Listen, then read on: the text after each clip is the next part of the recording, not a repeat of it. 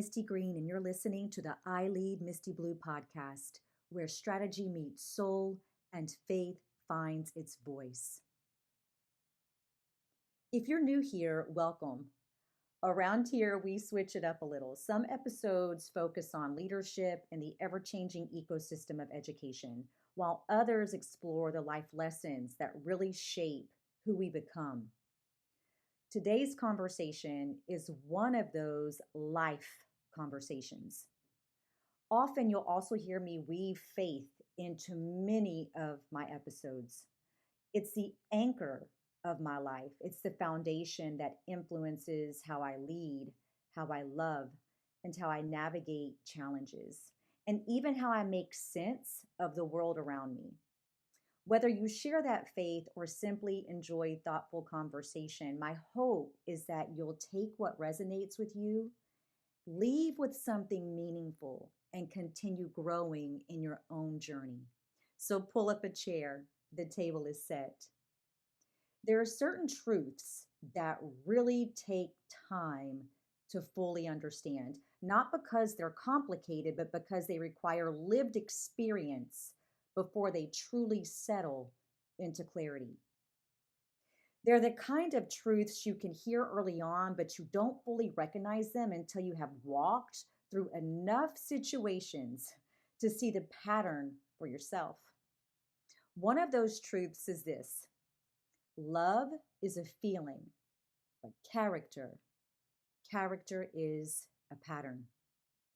And that distinction matters more than most people realize, because it's possible to feel deeply connected to someone while simultaneously experiencing a level of inconsistency that makes the relationship difficult to sustain.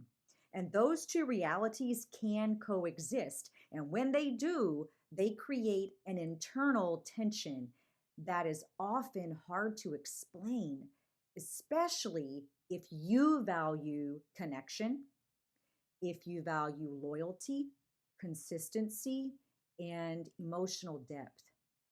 Love in its purest form is not the issue. The issue is often what follows it, because love can create a moment, but character determines whether that moment can be sustained. And over time, what becomes clear is that effort is not automatic simply because feelings are present. Effort is a choice, and it shows up in behavior, not in intention. It shows up in follow through and consistency, and the ability to remain engaged even when it's uncomfortable to do so. And repair. Repair in the same way is not something that exists in words alone. It's action. It's in the willingness to make adjustments, to change patterns, and to demonstrate through behavior that something has actually shifted. And this is where many people find themselves truly confused, because sincerity can feel convincing. Someone can acknowledge where they have fallen short or created a misstep, and they can express regret, even articulate a desire to become better. And in that moment, they mean it. Those moments are real, and they shouldn't be dismissed, but they aren't the same as true transformation. Sincerity, it's emotional, but consistency is a behavior. And those are two separate muscles. You can trust that someone feels something and still not be able to trust that they will sustain something. And that is a difficult distinction to really hold, especially if you're someone who responds to vulnerability in meaningful ways. When someone opens up, when they admit where they have missed the mark, when they even express a desire to do better, it creates a natural response in you, especially if you're an empath. You soften and you try to create space and rationalize and make sense of the situation. You even move forward to stabilize the moment, and you support what's happening. There is nothing weak about that. It's a reflection of who you are. But that same capacity can also place you in a position where you become the place someone returns to when they're struggling without any clear evidence that they're doing the work required to grow beyond that struggle. And over time, that creates an imbalance because growth requires more than awareness. It requires discipline. It requires humility and humbleness. It requires emotional stamina, integrity, and true reflection. It requires the willingness to sit in discomfort long enough for something new to be built or to come forth. It requires real accountability, not simple acknowledgement. And it requires the interruption of patterns that have been repeated long enough to feel familiar and continue to fragment the relationship. Those are not small things. They're not things that happen because someone feels bad about what they've done or that they've been caught in a transgression. They're things that happen when someone decides to change how they operate at the foundational level. And that is where the distinction between potential and character becomes extremely clear. Potential is possibility, but character is evidence. You can't build a relationship on who someone could become. You can only build it on who they consistently show themselves to be.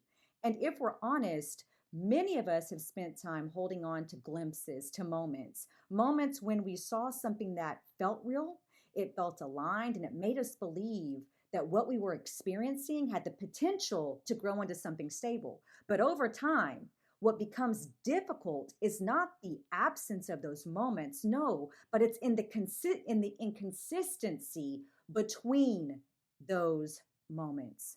Because what we often miss is not the person themselves, it's the version of them we believe they could become or that they could be sustained by. And there is the difference. Scripture reminds us in James that faith without works is dead, and that principle extends beyond spiritual practice into the way we understand behavior. Words without action do not sustain anything, and acknowledgement without adjustment doesn't create change. Think about it from this lens: confession. Confession without true transformation or true work doesn't build stability. And at some point, clarity requires you to step back and ask a different question, not whether someone cares, no, but whether they're capable of sustaining what they're expressing in that moment. And that question isn't about judgment, it's about alignment, because you aren't asking someone to become someone else. You're asking whether they can meet you at the level where you live.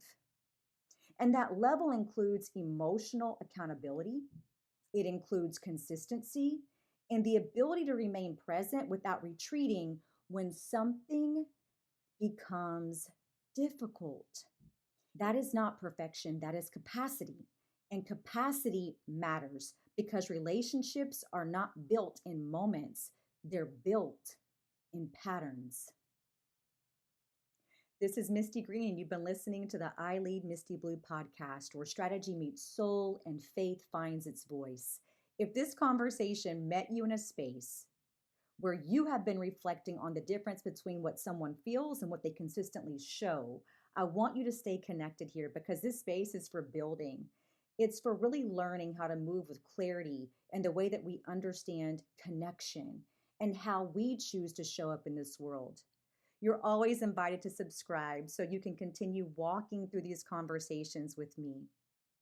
And if you feel led, join the conversation in a way that feels natural to you because there is value in understanding that you are not alone in this process.